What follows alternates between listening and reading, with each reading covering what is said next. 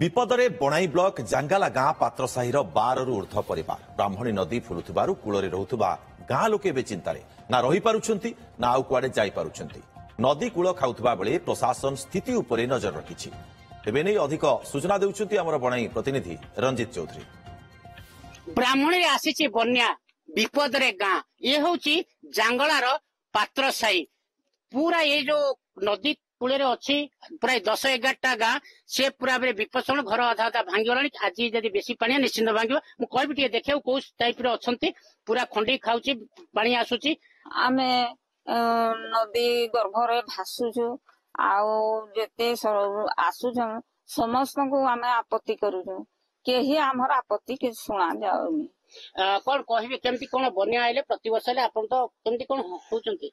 हमको खाली स्कूल को जाओ बोली कहते जेबे बना आसले स्कूल को जाओ कहते आम सुविधा केबे भी करबा को नहीं सबने खाली देखी देखी जाउजंती आ खाली स्कूल को जाओ आ आसले सकाळे सरला आ किछि बुझबा राति रे स्कूल को पठेबा को सबने सेगा जगी करे रहउछु परा राति रे सुईबा को नहीं बसी घर भांगी जो बोली।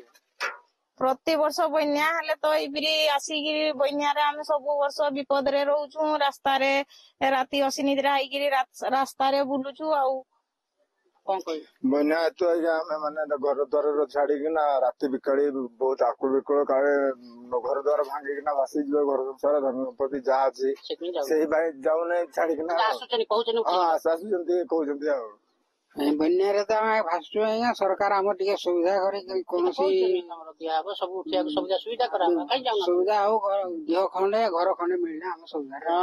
आपण देखुतले से कहबा कथा हमके सरकार सुविधा हम पथरे से पीओ अछंती कोन कहबे?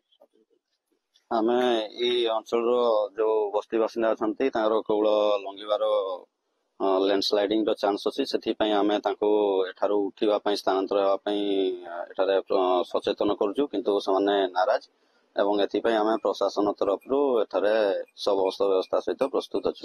घर द्वारा मिलनी समय कहउछि कोन कहउछि प्रशासन तरफ रु से विषय अवगत कराइछि। राति सारा आमे से विषय निरीक्षण करछु एवं जहा किछि प्रशासन रु ही परिबो से सब व्यवस्था करा जिवो बोली हमर उपरिस्थ अधिकारी कहउछन। जदि बेसी किछि आपण स्थानांतर करिवे। आज्ञा बणाईर जांगलार पात्रसाही रंजित चौधरी ओटीवी।